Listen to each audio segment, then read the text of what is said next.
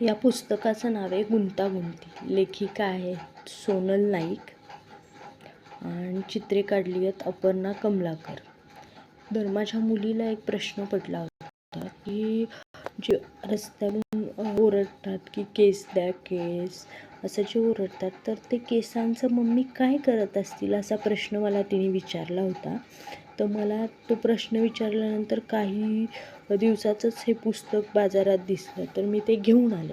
तर या पुस्तकामध्ये आजी त्या मुलीची दररोज केस विंचरते आणि निघालेले केस साठवून ठेवते. तर ते साठवलेले केस ती पुढे काय करते हे या पुस्तकातून दाखवलेलं आहे. तर मी समजून सांगण्यापेक्षा या पुस्तकातून तिने स्वतः वाचून खूप छान पद्धतीने समजून घेतलं की त्या केसांचं नक्की काय होतं पुढे, त्या केसांचं पुढे ते काय करतात असं ते छान पद्धतीने तिला ते समजलेलं आहे.